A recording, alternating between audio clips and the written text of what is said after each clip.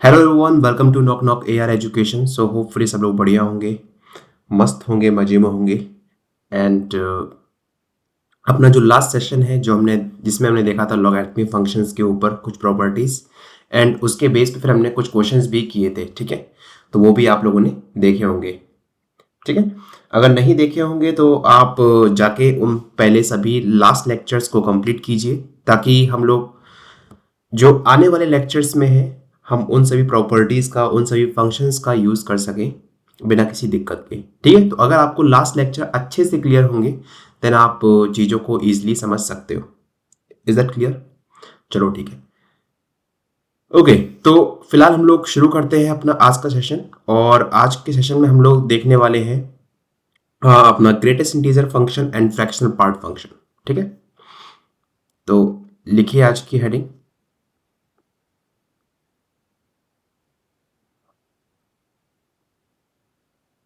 Greatest integer function, greatest integer function. ठीक है, तो दो ग्रेटेस्ट इंटीजर फंक्शन को हम लोग ये भी बोलते हैं अपना फ्लोर वैल्यू फंक्शन भी बोलते हैं। ठीक है, तो अगर आप चाहो तो आप इसको फ्लोर वैल्यू फंक्शन भी बोल सकते हो। ठीक, तो इसमें क्या करते हैं हम लोग कि मान लीजिए अपने पास फंक्शन दे रखा है एफ ऑफ एक्स, और जो एफ ऑफ एक्स यहाँ पे डिफाइन किया गया है वो डिफाइन किया है कुछ इस तरीके से, ग्रेटेस्ट इंटीजर ऑफ एक्स। ठीक है, अब देखो उसका मतलब क्या है। अगर मैंने आपको कोई भी रियल वैल्यू डिफाइन कर रखी है, ठीक है, अगर मैंने आपको कोई भी रियल वैल्यू डिफाइन कर रखी है तो आपको उसमें वो लीस्ट इंटीजर या फिर वो ग्रेटेस्ट इंटीजर चूज करना है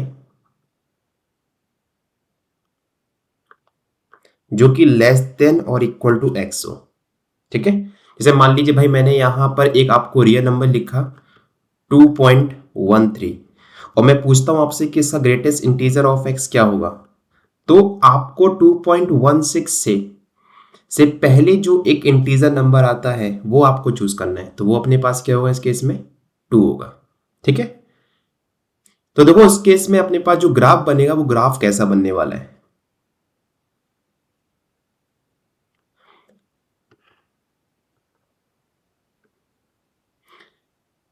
तो ये रहा मेरे पास एक्स एक्सिस और ये रहा वाई एक्सिस। ठीक है, और मान के चलिए कि मैंने यहां पर ये फंक्शन को कुछ ऐसे डिफाइन किया।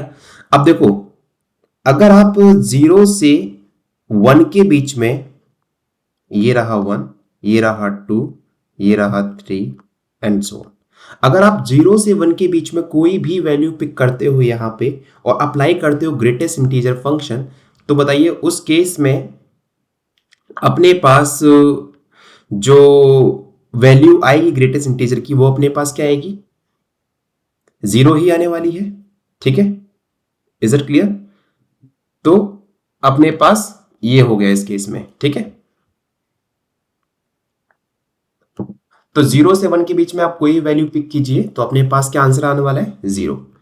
तो इन शॉर्ट हम क्या कह रहे हैं कि अगर आपका x बिलोंग करता है 0 से 1 के बीच में, तो इस केस में ग्रेटेस्ट इंटीजर ऑफ x की वैल्यू क्या रहेगी? यहाँ पे 0 रहेगी। ठीक, सेम तरीके से अगर आपके पास कोई भी वैल्यू आप चूज करते हो, मान लीजिए 1 से 2 के बीच में, तो आपके पास वैल्यू क्या रहेगी? 1 रहेगी। ठीक है, तो 1 से 2 के बीच में क्या रहेगी वैल्यू अपने पास ग्रेटेस्ट इंटीजर की? वो रहेगी 1। ठीक है,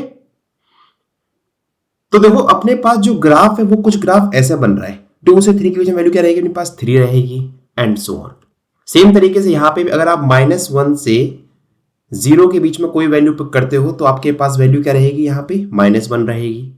एंड सेम तरीके से -2 से -1 के बीच में क्या रहेगी? -2 रहेगी। तो अपने पास ये सीन कुछ ऐसे चलने वाला है। ठीक, चलो ठीक है, आई थिंक आपको यहां तक सबको क्लियर हो गया होगा कि ग्रेटेस्ट इंटीजर फंक्शन हम बोल किसको रहे हैं। अब जैसे ही हमारे पास ये ग्राफ आता है कि ग्राफ कैसे बना रहे हैं, तो हम लोग फिर इसके बाद डिस्कस करते हैं कि इसका डोमेन क्या होने वाला है। ऑब्वियसली ये जो फंक्शंस हैं वो डिफाइंड फंक्शन है, ठीक है। हम लोग इसमें कुछ भी नया नहीं सीख रहे, ये सब फंक्शन डिफाइंड है। बस हमको ये चेक करना है कि इन फंक्शंस का डोमेन क्या है, रेंज क्या है, ठीक है। तो देखो डोमेन क्या होगा, आप हर एक रियल वैल्यू के लिए ये फंक्शन को डिफाइन कर पा रहे हो, नहीं कर पा रहे हो, यस और नो। अगर मैं आपको कोई भी रियल वैल्यू देता हूं तो आप उसका ग्रेटेस्ट जो लीस्ट इंटीजर जो वैल्यू होगी वो आप फाइंड कर सकते हो, बोलोगे यस सर। तो क्या होगा इस केस में, डोमेन क्या होगा अपने पास, complete set of real number.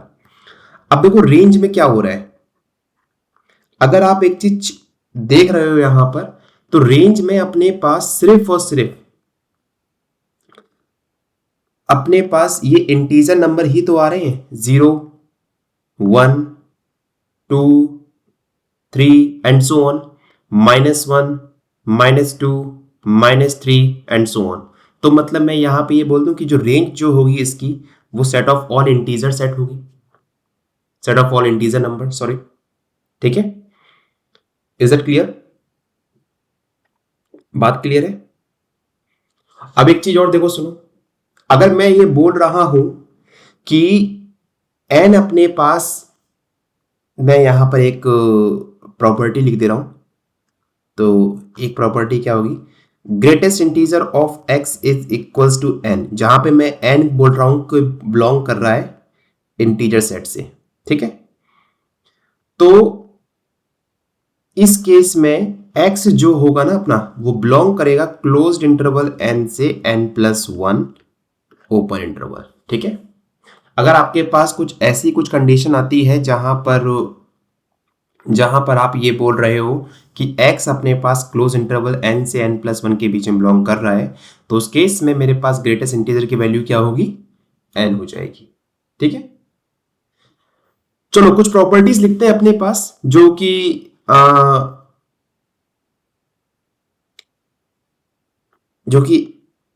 Greatest integer functions के ऊपर बेस्ड है। प्रॉपर्टीज,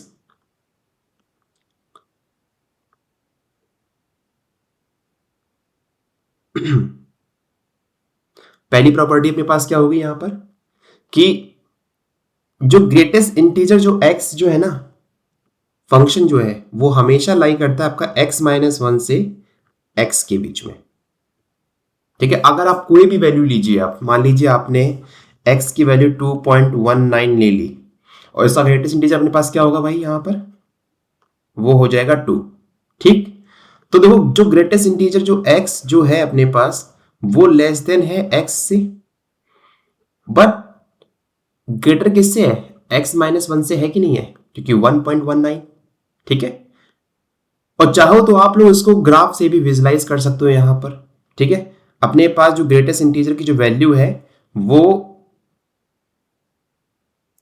इसको हम लोग कर सकते हैं x-1 ना, तो y is equals to x,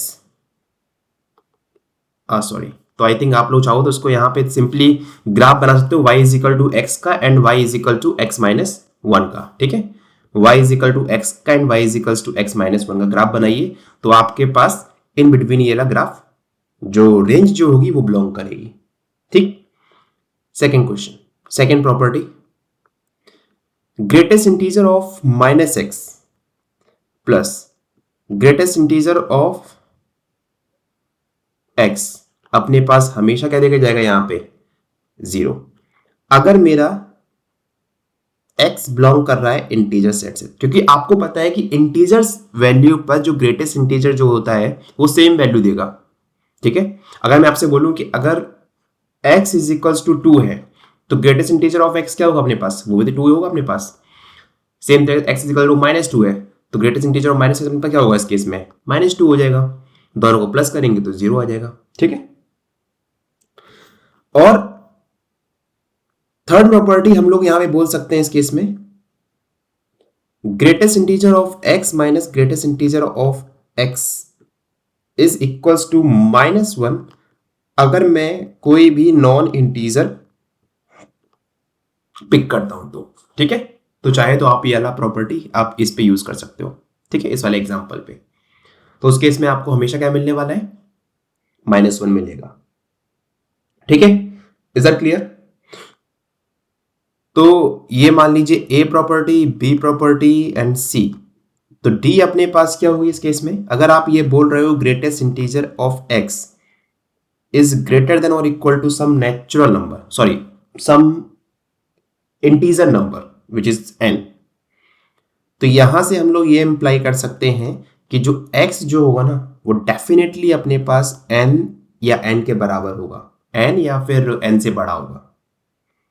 जहां पर मैं ये बोल रहा हूं n जो है वो अपने पास इंटीजर सेट से बिलोंग कर रहा है। ठीक है, तो इसके बेस पे कभी कभी अगर आपको मैं एक सिंपल सा एग्जांपल दूं, अगर मैं आपसे ये बोलूं कि greatest integer of x is greater than और इक्वल टू 2, ठीक है, तो आप डायरेक्टली यहां से ये क्लेम कर सकते हो कि सर जो अपने पास जो x जो होगा ना वो 2 या 2 से बड़ा होगा। इन शॉर्ट x अपने पास बिलोंग करेगा क्लोज इंटरवल 2 से इंफिनिटी। देखो बात तो वही सही है ना, अगर मैं ग्राफ की तरफ देखूं और मैं ये बोल रहा हूं कि ग्रेटेस्ट इंटीजर ऑफ x की जो वैल्यू है वो 2 से बड़ी हो रही है, तो 2 अपने पास कहां मिलेगा, 2 के पास मिलेगा, 2 और 3 के बीच में अपने पास 2 मिलेगा ना। अगर मैं ये बोल रहा हूं कि 2 से बड़ी है ग्रेटेस्ट इंटीजर ऑफ x की वैल्यू, तो ऑब्वियसली जो अपने पास x जो होगा वो 2 से इन्फिनिटी के बीच में होगा, नहीं होगा? यस और नो? तो वो थोड़ा सा आप चीजों को विजुलाइज भी कर सकते हो, ठीक है, वो बहुत जरूरी है। ओके, तो नेक्स्ट देखते हैं ई प्रॉपर्टी। ई प्रॉपर्टी क्या बोलती है कि अगर मान लीजिए मेरे पास ग्रेटेस्ट इंटीजर ऑफ x में ये बोल रहा हूं लेस देन और इक्वल टू n, तो इस केस में आप यहां से ये बोल सकते हो कि जो x जो होगा ना वो हमेशा लेस देन होगा n+1 से। ठीक है, जहां पर अगेन अब वो इतने मैंने यहां पे सिंपल चेंज इसलिए नहीं कर रहा हूं ताकि आप कंफ्यूज ना हो। n जो है हमेशा अपने पास सेट ऑफ इंटीजर सेट से आ रहा है, ठीक है, set of all integer number से आ रहा है, और जो x जो है वो अपने पास इस केस में रियल नंबर है। ठीक, एंड जो लास्ट प्रॉपर्टी है वो अपने पास क्या आ गई, अगर greatest integer of x greater than n बोलता हूं तो यहां पर आप ये बोल सकते हो कि जो x जो होगा वो ग्रेटर देन और इक्वल टू n+1। ठीक है, अब देखो इन सब प्रॉपर्टीज को हम लोग आगे इन फ्यूचर में यूज बहुत करेंगे, हालांकि चाहो तो आप इनको समझने के लिए इनको ग्राफिकली भी समझ सकते हो, बट आई वुड से कि इन सभी प्रॉपर्टीज को आप लोग एक पेज पर लिखते रहिए ताकि आपको कोई दिक्कत ना हो। ठीक है,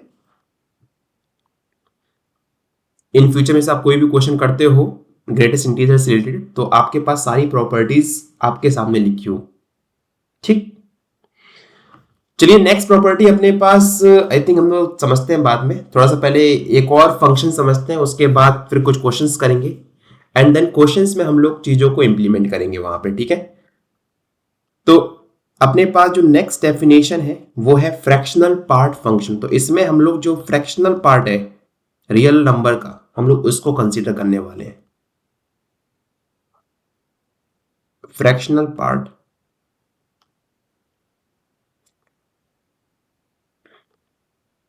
फंक्शन, ठीक है, तो अपने पास फंक्शन यहां पे डिफाइन कर रखा है f(x) जो कि डिफाइन कर रखा है कुछ इस तरीके से। तो यहाँ पे कर्ली ब्रैकेट से हम लोग फ्रैक्शनल पार्ट फंक्शन को डिनोट करते हैं और स्क्वायर ब्रैकेट से हम लोग डिनोट करते हैं अपने ग्रेटेस्ट इंटीजर फंक्शंस को। तो इसको हम लोग डिफाइन कर रहे हैं कुछ इस तरीके से, x minus greatest integer of x। इसका मतलब क्या है कि हम लोग कोई भी रियल नंबर, ये यहां पे क्या है, रियल नंबर है, कोई भी रियल नंबर है, हम लोग किसी भी रियल नंबर को लिख सकते हैं as a sum of greatest integer plus fractional part function.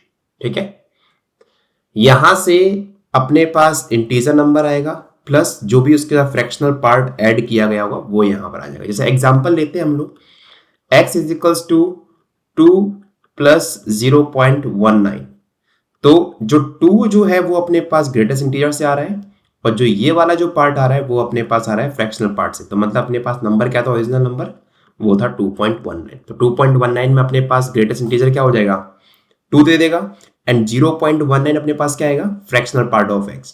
तो अब आप लोग एक चीज यहां पर दे सकते हो कि जो फ्रैक्शनल पार्ट जो फंक्शन होगा ना, वो हमेशा बिलोंग करेगा 0 से 1 के बीच में। या तो वो 0 हो जाएगा या वो 1 से छोटा होगा। तो इसका जो ग्राफ है ना, पहले वो देखते हैं अपन लोग।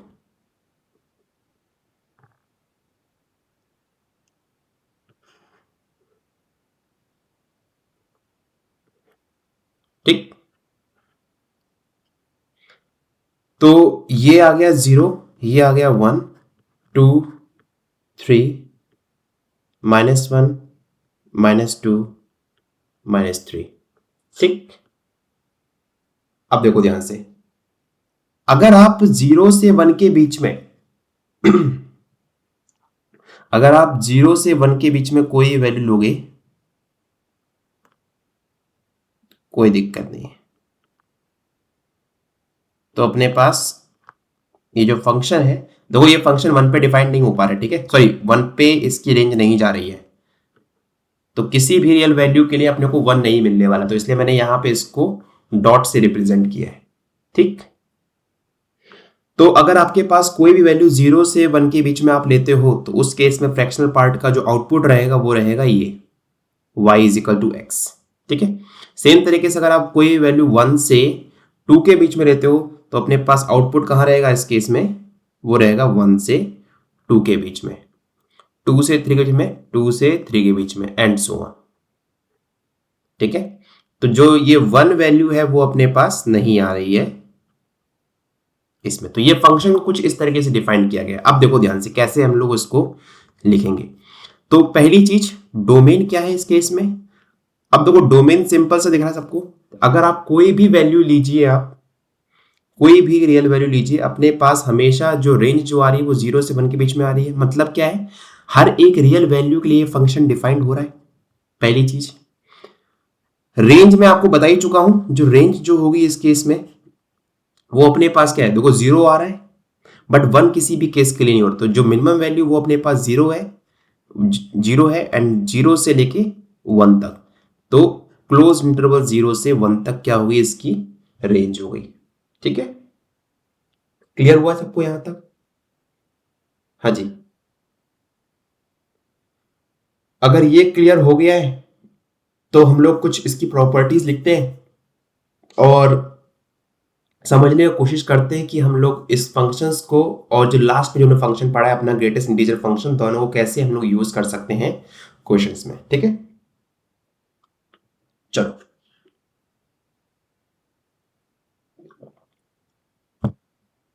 ओके।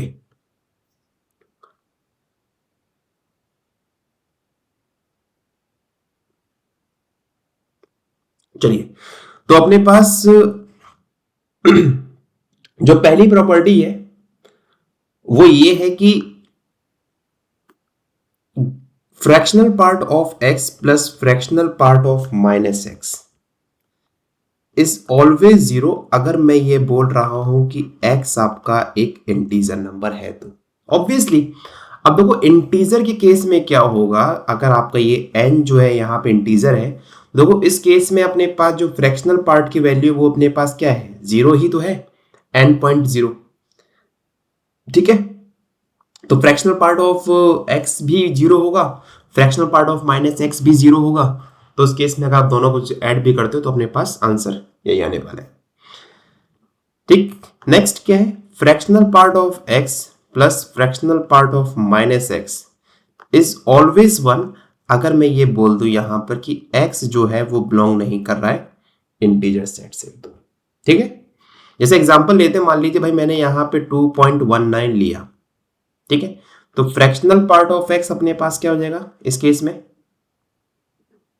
0.19 देगा। ठीक है, क्लियर हुआ। और अगर मैं वहीं पे यहां पर दिखता हूं -x का, तो ये -2.19 होगा, और फ्रैक्शनल पार्ट ऑफ -x क्या होगा, इसका क्या होगा बताइए। अब काफी बच्चे बोलेंगे सर -0.19, मैं बोलूंगा नहीं, इसके लिए आपको थोड़ा सा जाके चीजों को ढूंढना पड़ेगा। ठीक है। अगर आपको कभी भी इसकी वैल्यू निकालनी हो ना, अगर समझ में नहीं आ रहा है कैसे निकालूं क्या नहीं, तो आप लोग डायरेक्टली डेफिनेशन से भी जाके निकाल सकते हो। क्या है definition? x is equals to greatest integer of x plus this, ये तो डेफिनेशन पड़ी ना यहाँ पर।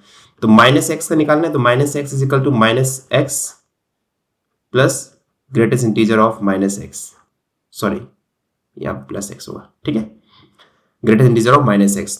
तो इस केस में x की वैल्यू क्या है? 2.19 है, तो minus 2.19 is equals to 2.19 plus greatest integer of minus x. तो अपने को वैल्यू निकालनी है इसकी वैल्यू क्या होगी भाई? -3 होगी। So minus 2.19 is equals to -3 plus greatest integer of minus x.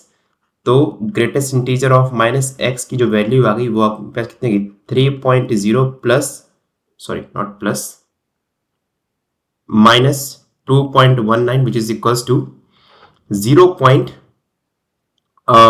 ये हो जाएगा अपने पास 81, ठीक है। तो इन शॉर्ट अपने पास क्या आ गया? Greatest integer of minus x क्या आ गया? 0.81, ठीक है। तो नेगेटिव की डायरेक्शन में हम जा रहे हैं, तो आप देखिए ध्यान से कि यहाँ पे जो ग्राफ है वो चेंज हो रहा है, ठीक है। इसको आप थोड़ा सा देखिए, यहाँ पे -2 से -1 के बीच में कोई वैल्यू पिक कर रहे हैं, तो इस केस में अपने पास ग्राफ कौन सा आ रहा है वो फोकस करना है। y is equal to x minus 1 का आ रहा है, ये y is equal to x है, ये y is equal to x plus 1 है, y is equal to x plus 2 है, ठीक है। तो चीजों को देख के चलना है आगे, ठीक। चलो, तो इस केस में अपने पास किधर हम लोग इधर हैं, तो अगर अपने पास x नॉन इंटीजर नंबर है तो ग्रेटेस्ट इंटीजर ऑफ x तो क्लियर है, जो भी होगा ये होगा 0.19, और greatest integer of minus x क्या होगा भाई? जो बचा हुआ पार्ट होगा अपने पास 0.81। तो दोनों को आप सम करोगे तो अपने पास क्या आ जाएगा? इस केस में 1 आ जाएगा। तो वही यहाँ पे मैंने प्रॉपर्टी आपके लिए लिखी है, ठीक है। चाहो तो आप लोग यहाँ से वैल्यू भी निकाल सकते हो, तो टेंशन वाली बात नहीं है। आपको मैं दोनों तरफ बता रहा हूँ। अगर आपको प्रॉपर्टी याद हो जाती है तो बहुत अच्छी तरीका, अगर आपको प्रॉपर्टी याद नहीं है तो आप डायरेक्टली चीजों को निकाल सकते हो डेफिनेशन से। आई नो डेफिनेशन के थ्रू जाओगे तो आपको थोड़े से दिक्कत होगा। क्यों? क्योंकि थोड़ा सा आपको कैलकुलेशन वहां पर ज्यादा रहेगी, बट अगर आपको प्रॉपर्टी याद है तो आप जैसे मान लो अगर आपको ये प्रॉपर्टी याद है तो greatest integer of fractional part of x minus x की वैल्यू निकालनी है आपको, तो सिंपली आपको इसको इधर ले जाना है और वैल्यू आपके पास आ गई, ठीक है। चलो बढ़िया है भाई। अभी हम लोग बढ़ते हैं आगे और देखते हैं 1-2 क्वेश्चन जो कि greatest integer and fractional part के ऊपर होंगे, एंड देन फिर हम लोग उसके बाद अपना स्टार्ट करेंगे नेक्स्ट टाइप के फंक्शंस के ऊपर क्वेश्चन, ठीक।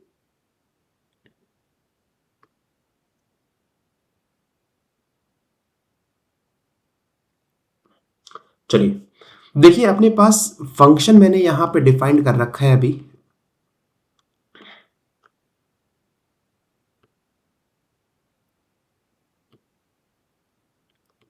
Greatest integer of x minus 1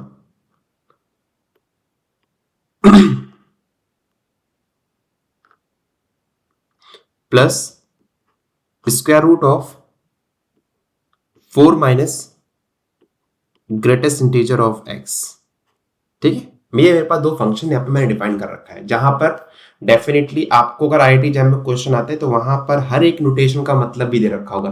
तो इस केस में ये क्या है अपने पास? ग्रेटेस्ट इंटीजर फंक्शन है। अब क्वेश्चन में निकालना क्या है? हमको निकालना है इस फंक्शन का डोमेन। इस फंक्शन का डोमेन अपने पास क्या होगा, मतलब कौन सी x की वैल्यू के लिए ये फंक्शन जो है वो अपने पास डिफाइन कर रखा है। अब देखो, अगर मुझे इस फंक्शन को डिफाइन करना है तो अपने को 2 केस कंसीडर करने पड़ेंगे यहां पर। पहला केस क्या है? Greatest integer of x minus 1 greater than equal to 0, and second case क्या है अपने पास? 4 minus greatest integer of x is also greater than equal to 0। अगर ये दोनों केस ट्रू होंगे तभी हम लोग ये बोल पाएंगे कि ये फंक्शन जो है वो डिफाइंड है। अगर इसमें से एक भी फॉल्स हो गया या एक भी फेल हो गया तो अपने पास ये फंक्शन जो है वो डिफाइन नहीं हो पाएगा। ठीक है, तो देखो पहले केस से जब हमने निकाला तो greatest integer of x is greater than और इक्वल टू 1, एंड दूसरे वाले से अपने क्या निकला, ग्रेटेस्ट इंटीजर ऑफ x जो होगा यहां पर वो हो जाएगा लेस देन और इक्वल टू 4। ठीक है, और दोनों ही केस के लिए मैंने आपको प्रॉपर्टी करवाई हुई है। तो देखो ये वाली प्रॉपर्टी किसके लिए है, केस नंबर 1 के लिए है। तो प्रॉपर्टी नंबर 1 हम लोग यूज कर रहे हैं यहां पर। अगर आपके पास ऐसा कुछ होता है तो हम लोग डायरेक्टली बोल सकते हैं कि x आपका बिलोंग कर रहा है 1 से इंफिनिटी के बीच में। प्रॉपर्टी नंबर 2 देखो ध्यान से, प्रॉपर्टी नंबर आप ये देखिए, ये है केस नंबर 2 जहां पे मैं बोल रहा हूं कि x less than n plus 1। ठीक, x less than n plus 1, is it clear? तो अपने पास क्या हो जाएगा यहां पर,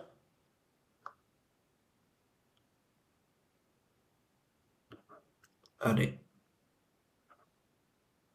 x लेस देन 5, क्योंकि n अपने पास क्या है यहाँ पे इस केस में 4 है। अब देखो ध्यान से, मेरे को डोमेन चूज करना है इन दोनों का इंटरसेक्शन, ये बहुत जरूरी है।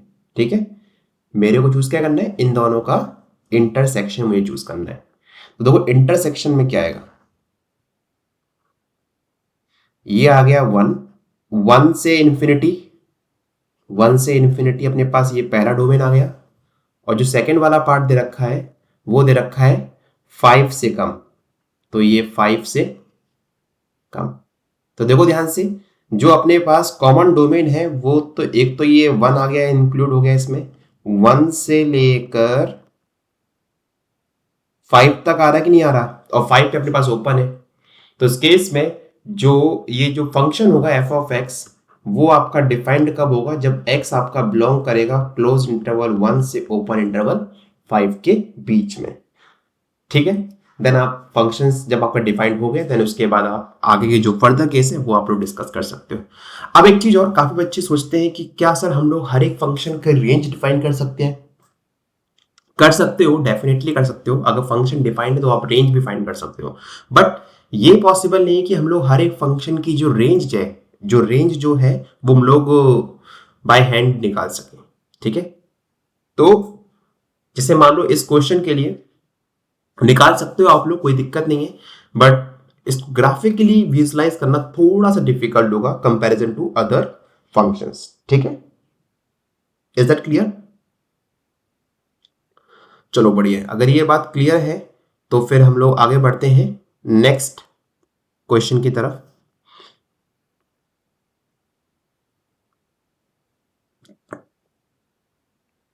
देखिए अपने पास जो अगला क्वेश्चन है वो ये दे रखा है कि हमें इस क्वेश्चन की इस फंक्शन की f of x is equals to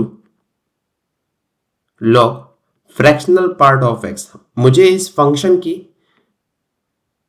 domain and range दोनों निकालना है। रेंज एंड डोमेन क्या होगा इस फंक्शन का? अब देखो आपको ये पता है कि जो फ्रैक्शनल पार्ट ऑफ एक्स जो फंक्शन है वो आपका बिलोंग करता है, जो उसकी रेंज जो होती है वो क्या होती है, 0 से 1 के बीच में। ठीक है, अब एक चीज और देखो, अगर मेरे पास फ्रैक्शनल पार्ट ऑफ एक्स 0 हुआ तो इस केस में लॉग 0 डिफाइन नहीं हो पाएगा। तो इस केस में हम लोग ये बोल पाएंगे कि ये जो फंक्शन है वो डिफाइन नहीं हो पाएगा, इज नॉट डिफाइंड। तो इसका मतलब क्या है कि सबसे पहले हमें ये देखना है कि डोमेन में कौन कौन से एक्स ऐसे जहां पे मुझे फ्रैक्शनल पार्ट ऑफ एक्स 0 मिलेगा। ऑब्वियसली अगर मैं ज्यादा यहां पे ना सोचूं तो मुझे ये पता है कि अगर x बिलोंग करेगा इंटीजर सेट से, तो क्या मैं यहां पे ये इंप्लाई कर सकता हूं कि फ्रैक्शनल पार्ट ऑफ x जो होगा वो 0 होगा इस केस में। ठीक है, अब मुझे ये सोचना है क्या और किसी x की वैल्यू के लिए क्या दिक्कत करेगा यहां पर? मैं बोलूंगा नहीं। अगर आपके पास x नॉन इंटीजर होगा तो उसकी वैल्यू हमेशा 0 से 1 के बीच में बिलोंग करेगी। हाँ जी, फ्रैक्शनल पार्ट ऑफ x की। तो इसका मतलब क्या है, मैं यहां से ये बोल सकता हूं डोमेन ऑफ, जो इस गिवन फंक्शन का जो डोमेन जो होगा ना, वो अपने पास क्या होगा, r माइनस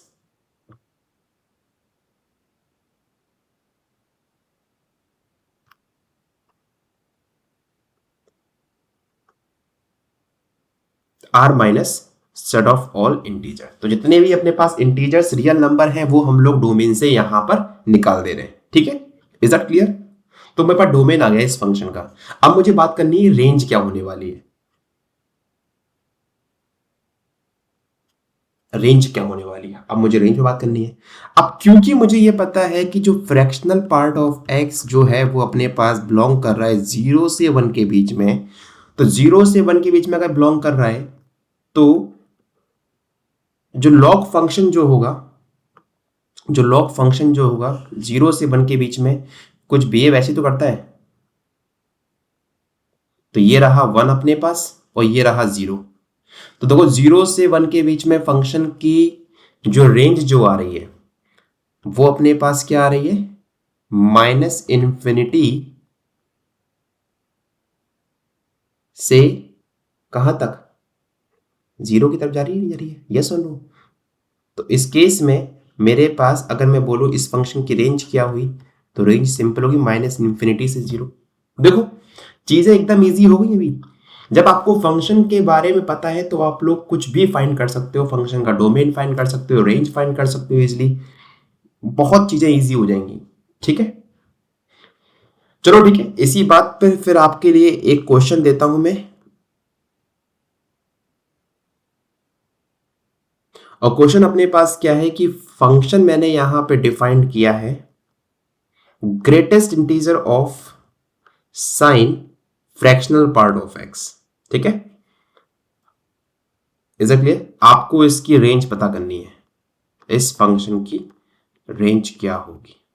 ठीक, अब वही चीज सबसे पहले आपको ये निकालना है कि इस फंक्शन का डोमेन क्या होगा, इसकी रेंज क्या होगी, फिर देन उसके बाद कौन कौन सी वैल्यूज यहां पे ये ले सकता है, फिर रेंज में अपने पास क्या होने वाला है। ठीक है, वो सब आपको निकालना है। चलो ठीक है, अगर आपको यहां तक कोई दिक्कत नहीं है तो फिर क्या हम लोग आगे बढ़ जाए, बताइए। अगर यहां तक कोई दिक्कत नहीं है तो चलो एक क्वेश्चन करते हैं जहां पर हम लोग को सॉल्यूशंस फाइंड करने हैं कि पर्टिकुलर इक्वेशन कितने। तो मेरे पास जो इक्वेशन दे रखी है यहां पे वो दे रखी है 2 times of greatest integer of x is equals to x plus fractional part of x. ठीक है, तो मुझे पता करने हैं कि यहां पर इस केस में कितने सॉल्यूशंस होने वाले हैं। ठीक, कभी भी इस टाइप के क्वेश्चंस आए ना तो कोशिश करो कि जैसे देखो यहाँ पे 3 फंक्शन बन रहे हैं, एक अपने पास ग्रेटेस्ट इंटीजर फंक्शन बन रहा है, एक अपने पास नॉर्मल रियल नंबर है, एक अपने पास फ्रैक्शनल पार्ट फंक्शन है। तो क्या मैं इस x को fractional part of x plus this लिख सकता हूं यहां पर? तो मैंने यहां पर ये इंप्लीमेंट कर दिया, greatest integer of x plus fractional part of x। Is it clear?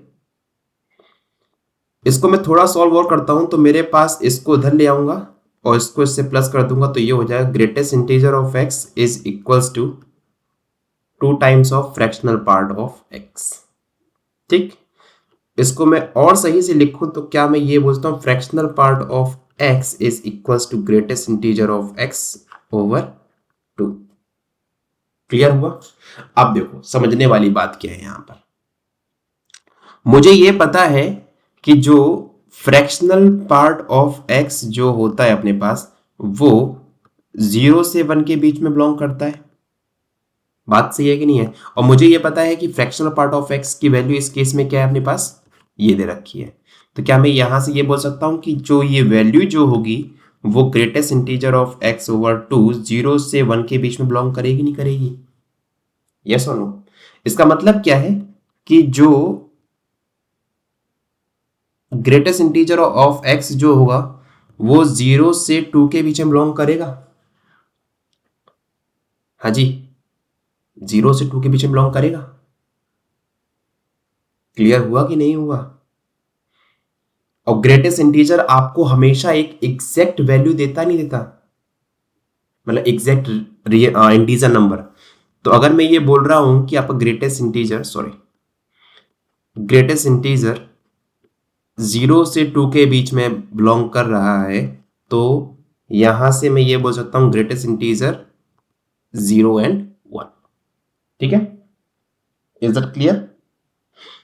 तो अगर मैं ये बोलता हूं कि greatest integer of x is equal to 0, तो अपने पास इस केस में फ्रैक्शनल पार्ट ऑफ x की जो वैल्यू थी वो क्या थी? Greatest integer of x over 2 थी, जो कि क्या थी? 0 हो जाएगी यहां पर। इसका मतलब कि ये 0 कब होगा? जब x इज इक्वल टू 0 होगा। ठीक है, next, greatest integer of x is equal to 1 मैं बोल रहा हूं, तो इस केस में फ्रैक्शनल पार्ट ऑफ x की वैल्यू क्या होगी? 1 ओवर 2, और ये अपने पास कब होगी? हाँ जी, जब मैं ये बोल रहा हूं fractional part of x is equal to 1 over 2, तो x की वैल्यू यहां पर क्या होगी? 3 ओवर 2 हो जाएगी, नहीं हो जाएगी? ये 3 ओवर 2 कैसे हो रही है? सबको क्लियर दिख रहा है, नहीं दिख रहा? कि अगर आपको x की वैल्यू निकालनी है तो x is nothing but fractional part of x, greatest integer of x plus fractional part of x। तो यहाँ पे इस केस में ये 0 है, इसकी वैल्यू अपने पास 0 आ गई यहाँ पे, तो 0 प्लस 0 0 आ गया। इस केस में क्या हो रहा है? x plus greatest integer of x plus fractional part of x। Greatest integer of x में पास कितना गया? 1 दे रखा है यहाँ पे, और इसकी वैल्यू मेरे पास क्या है? 1 over 2। So 1 plus 1 over 2 is equal to 3 over 2। ठीक है, तो अपने पास इस इक्वेशन के इस इक्वेशन के अपने पास दो सॉल्यूशंस यहां पर आ गए। ठीक है, एक अपने पास आ गया 1 ओवर 2 और एक अपने पास आ गया 3 ओवर 2। तो कभी कभी ऐसे क्वेश्चंस आपको एग्जाम में पूछ लिए जाते हैं कि find the number of solutions, या अपने पास जो सॉल्यूशन जो सेट होगा वो एम्प्टी सेट होगा, फाइनाइट सेट होगा, या फिर एग्जैक्ट 2 रियल नंबर होंगे, उसमें क्या होगा? तो वैसे कुछ क्वेश्चंस पूछ लिए जाते हैं एग्जाम में आजकल। ठीक है, चलो ठीक है। तो आई थिंक अब आपको आइडिया मिल गया हो कि अगर मैं आपको कुछ ग्रेटेस्ट इंटीजर या फ्रैक्शनल पार्ट ऑफ एक्स से कुछ क्वेश्चंस करवाता हूं, तो उस केस में हम लोग की रेंज क्या हो सकती है, डोमेन क्या होगा। देखो, मेरा मोटिव ये नहीं कि आप इन क्वेश्चंस के थ्रू आप हर एक क्वेश्चंस कर लो। ठीक है, मेरा जो मेन मोटिव है वो ये कि जो प्रॉपर्टीज है फंक्शंस की, चाहे वो ग्रेटेस्ट इंटीजर ऑफ एक्स के ले लो, चाहे वो फ्रैक्शनल पार्ट ऑफ एक्स के ले लो, चाहे वो लॉगरिथमिक फंक्शन के ले लो, चाहे वो एक्सपोनेंशियल फंक्शंस के ले लो। ठीक है, इनकी जो प्रॉपर्टीज है वो आप सही तरीके से आप उनका यूज कर सको क्वेश्चंस में। ठीक है, क्योंकि अगर आप IIT JEE के क्वेश्चंस करने बैठोगे ना, IIT JEE के, तो वहां पे बहुत सारे क्वेश्चंस ऐसे होंगे जो आपसे मे बी नहीं हो पाए। ठीक है, जिनको देख के आप घबरा जाओ कि यार ये क्वेश्चन कैसे हुआ, सर ने मैं करवाया ही नहीं। तो मेरा मोटिव क्या है यहाँ बैठ के कि आप इन फंक्शंस को कैसे, किस तरीके से क्वेश्चंस में यूज कर रहे हो वो बताना है आपको, ना कि आपको हर एक क्वेश्चन यहाँ पे सॉल्व करके दिखाऊं, तो फिर कुछ फायदा नहीं पढ़ाने का। ठीक है, क्वेश्चन सॉल्व हो पाए ना हो पाए कोई दिक्कत नहीं है। मैटर क्या है अभी फिलहाल के लिए, क्योंकि अभी अपने पास बहुत टाइम है। ठीक है, मैटर क्या है कि आप इन फंक्शंस को सही तरीके से यूज कर पा रहे हो कि नहीं कर पा रहे हो क्वेश्चंस में। जैसे ही क्वेश्चन आपके सामने देखे तो आपको क्लिक होना चाहिए कि यहां पे मुझे इस फंक्शन की ये वाली प्रॉपर्टीज का यूज करना है। ठीक है, तो वो मेरा यहां से मोटिव है कि आपको बता सकूं कि चीजें आपको करनी कैसी हैं। ठीक है, ओके, क्योंकि अभी तक आपने देखा होगा कि मेरे पूरे through out this function series में मैंने सिर्फ डोमेन रेंज पे ही कमेंट किया है। ठीक है, बट क्योंकि domain and range I think सबसे सिंपलेस्ट वे है आपको चीजों को समझाने के लिए। डोमेन क्यों बात कर रहा हूं? क्योंकि कब मैं बोलूंगा मेरे पास फंक्शन डिफाइंड हो रहा है किस किस रियल वैल्यू के लिए। रेंज क्यों बोल रहा हूं? मुझे पता करना है कि इस पर्टिकुलर फंक्शन की रेंज क्या है, ये फंक्शन कितने से कितने के बीच में बिलोंग कर रहा है। ठीक है, ये दो मेन इंपॉर्टेंट ही पॉइंट होते हैं। बाकी जो और पॉइंट्स आएंगे वो हम लोग आगे इन फ्यूचर में डिस्कस करेंगे जब अपने पास सभी बेसिक्स कवर हो जाएंगे। ठीक है, चलो आई थिंक यहां तक किसी को कोई भी डाउट नहीं होगा, और डाउट है तो प्लीज आप लोग मुझसे पूछ सकते हो। चलो तो अब लोग पढ़ते हैं नेक्स्ट टाइप का फंक्शन, जो कि है अपने पास सिग्नम फंक्शन। आप लोगों ने नाम सुना होगा काफी, तो लिखिए नेक्स्ट हेडिंग अपने पास सिग्नम फंक्शन।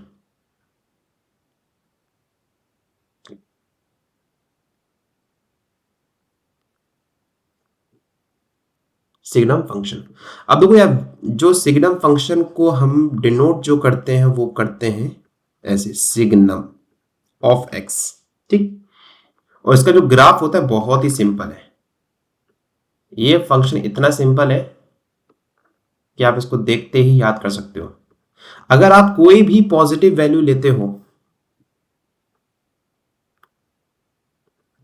अगर आप कोई भी पॉजिटिव वैल्यू लेते हो तो उस केस में आपके पास जो ये फंक्शन है वो आउटपुट देगा हमेशा 1। ठीक है, अगर आप 0 लेते हो तो आपके पास 0 आएगा। 1 0 से बड़ी वैल्यू लोगे तो 0 से, अगर आप वैल्यू कोई भी 0 से बड़ी लेते हो तो उस केस में आउटपुट अपने पास 1 आने वाला है। और अगर आप 0 से कोई वैल्यू छोटी लेते हो तो यहां पर अपने पास ये आउटपुट देगा -1। ठीक है,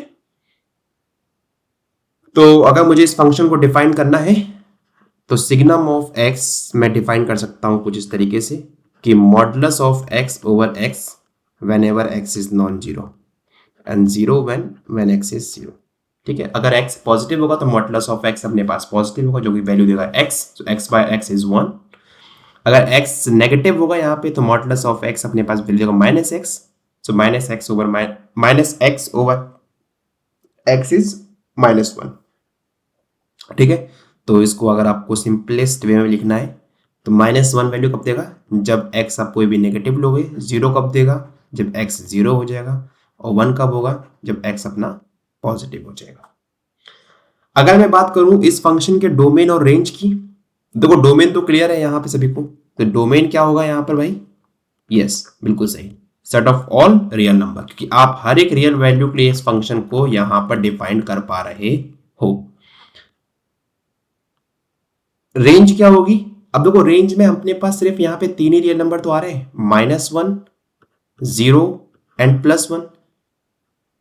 तो 0, -1 एंड +1। ठीक है, ये अपने पास क्या आ गई, रेंज आ गई। ठीक, तो ये हो गया सिग्नम फंक्शन का तरीका, कैसे हम लोग फंक्शंस को डिफाइन कर रहे हैं। ठीक है, चलो अब यार देखते हैं अपन लोग कुछ फंक्शंस की फॉर्म जहां पर हम लोग को मैक्सिमम वैल्यू निकालनी होती है या फिर फंक्शन की मिनिमम वैल्यू निकालनी होती है। मेरे पास मतलब डिफरेंट फंक्शन दे रखे हैं और मुझे चूज करना है कि उन फंक्शंस में सबसे ज्यादा मैक्सिमम वैल्यू किसके पास आ रही है। ठीक है, तो वो अपने को यहां पर अब सीखना है कैसे हम लोग चीजों को देखेंगे। ठीक,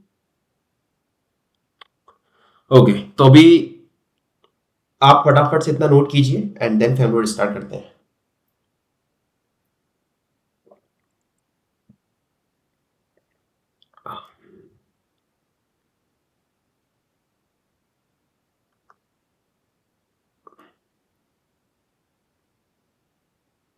ओके, तो देखते हैं अगर आपके पास फंक्शंस की जो फॉर्म है,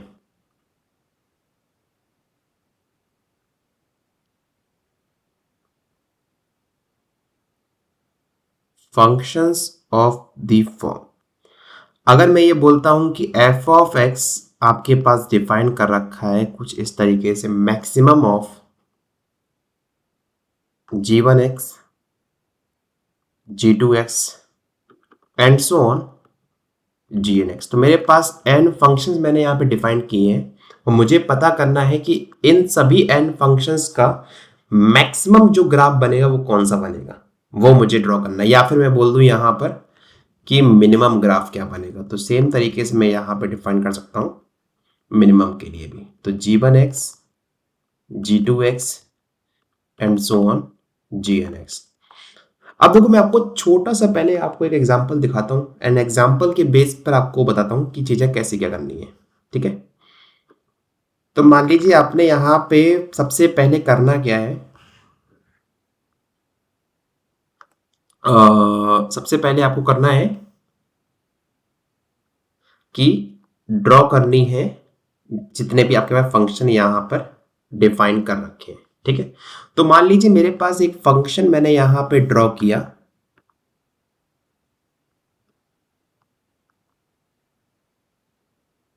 कुछ इस टाइप का। ठीक है, ये मेरे पास एक मैंने फंक्शन डिफाइन कर दिया। मान लीजिए जो दूसरा मैंने फंक्शन डिफाइन किया वो डिफाइंड किया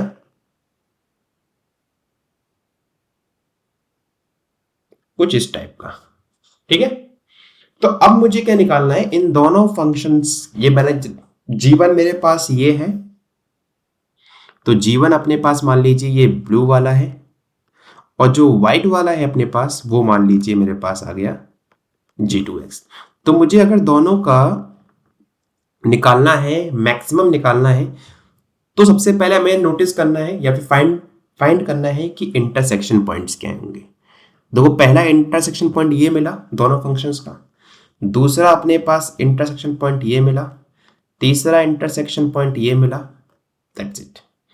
अब मुझे करना क्या है, इन इंटरसेक्शन पॉइंट की हेल्प से मुझे ये पता करना है कौन सा फंक्शन ऊपर है। अब देखो ये पहले जब मैं इसके ऊपर आऊंगा, इससे जो फर्स्ट इंटरसेक्शन पॉइंट है इसके पहले मैं देखूंगा कि कौन सा फंक्शन मैक्सिमम बिहेव कर रहा है। तो मान लीजिए ये ऑरेंज वाला कर रहा है, तो ये अपने पास ये वाला जो ये ग्राफ बना रहा हूं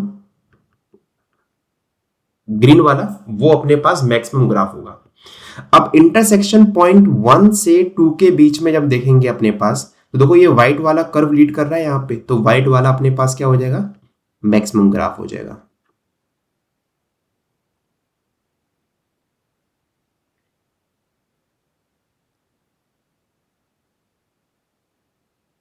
ठीक है, अब मुझे आना है इंटरसेक्शन पॉइंट 2 से 3 के बीच में। देखिए ध्यान से, अपने पास जो ऑरेंज वाला ग्राफ है वो लीड कर रहा है, एंड देन उसके बाद व्हाइट वाला ग्राफ। तो इस केस में अपने पास जो ये ग्रीन वाला ग्राफ है वो हो जाएगा अपने पास मैक्सिमम का, और जो बचा हुआ वाला पार्ट है, जो अपने पास ये ब्लू वाला पार्ट है, वो अपने पास हो जाएगा मिनिमम का। तो मतलब जो नीचे वाला पार्ट है वो क्या हो गया अपने पास, वो हो गया अपने पास मिनिमम का। Is that clear?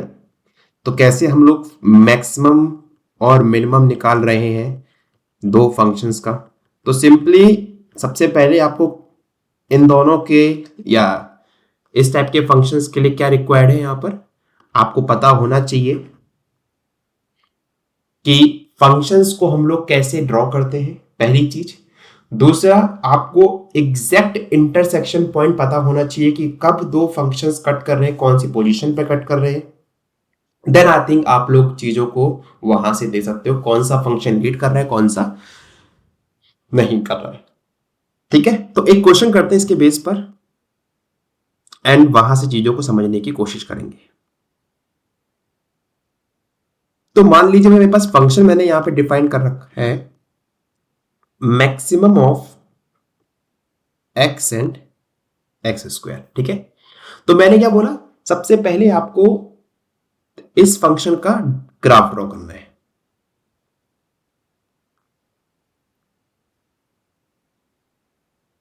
ठीक है, देखो जो y इज इक्वल टू जो x जो होगा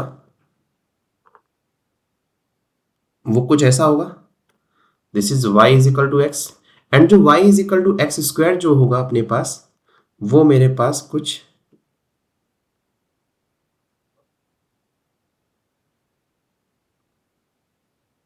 होगा इस टाइप का। ठीक है, तो जो येलो वाला है वो अपने पास आ गया y is equal to x square, this is y is equals to x square.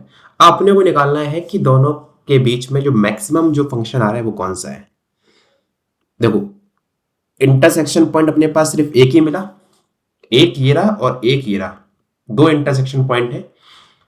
तो अपने को पहला इंटरसेक्शन पॉइंट पे चेक करना है। तो पहले इंटरसेक्शन पॉइंट पे लीड कौन कर रहा है, y is equals to x square. तो अपने पास ये वाला ग्राफ आ गया।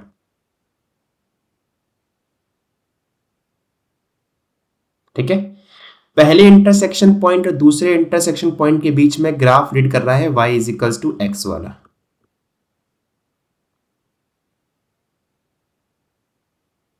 एंड आगे y is equals to x square वाला। तो आई थिंक देखो चीजें बहुत इजी होगी भी आपके लिए। अगर मैं आपसे पूछता हूं कि इस फंक्शन का डोमेन क्या होगा, तो देखो डोमेन आप लोग निकाल सकते हो तुरंत अब यहां से। दो डोमेन अपने पास क्या होगा भाई, यहां पर कंप्लीट आर। आप हर एक रियल वैल्यू के लिए इस फंक्शन को डिफाइन कर सकते हो। हाँ जी, अब बात करूं रेंज की, तो देखो रेंज में क्या होगा, मिनिमम वैल्यू अपने पास 0 आ रही है और मैक्सिमम वैल्यू अपने पास क्या जा रही है, इन्फिनिटी जा रही है। तो रेंज अपने पास क्या, क्लोज इंटरवल 0 से इन्फिनिटी। देखो चीजें कितनी इजी होगी आपके लिए भी ना। तो इसी तरीके से आपको फंक्शंस को ड्रॉ करना है। अगर आप मैक्सिमम एंड मिनिमम के बात करता हूं तो अगर मैं वहीं पे मिनिमम लिख देता यहाँ पे, तो y is equal to minimum of x square. तो जो नीचे वाला पार्ट है, जो ये व्हाइट वाला गया, ये येलो वाला एंड देन फिर व्हाइट वाला, ये अपने पास होता। तो इस केस में देखो रेंज अपने पास क्या होती, माइनस इन्फिनिटी से प्लस इन्फिनिटी। ठीक है, तो मिनिमम के केस में अपने पास रेंज चेंज हो जाती। तो चीजों को समझो, चीजें किस तरीके से चल रही हैं। ठीक है, अगर एक बार चीजें क्लियर हो गई तो आई थिंक आप लोग के लिए क्लियर रहेगा। तो अगर आप लोग चाहो तो इस फंक्शन को ऐसे भी डिफाइन कर सकते हो यहां पर। तो अगर मेरे पास x लेस देन 0 है, अगर x लेस देन 0 तो आपके पास एक्स स्क्वायर फंक्शन डिफाइंड हो रहा है। अगर x बिलोंग कर रहा है आपका 0 से 1 के बीच में, तो आपके पास ये जो वैल्यू देगा वो y is equal to x देगा। अगर x की वैल्यू 1 से बड़ी है तो अपने पास एक्स स्क्वायर। ठीक है, इज इट क्लियर? ठीक है, चलो आई थिंक हम लोग इस सेशन में यहीं तक रखते हैं एंड कंटिन्यू करते हैं हम लोग नेक्स्ट सेशन में। ठीक है, और नेक्स्ट सेशन हम लोग थोड़ा डिस्कस करेंगे इस टाइप के कुछ और क्वेश्चंस भी, एंड फिर हम लोग देखेंगे अपने डिफरेंट टाइप के मैपिंग भी। ठीक है, till then take care, bye bye and thank you so much. And अगर आपको कोई भी डाउट हो तो आप लोग टेलीग्राम ग्रुप पे पूछ सकते हो। टेलीग्राम के ग्रुप की जो लिंक है वो आपको डिस्क्रिप्शन बॉक्स में मिल जाएगी। टिल देन टाटा, take care, bye bye, see you in the next session. Thank you so much guys.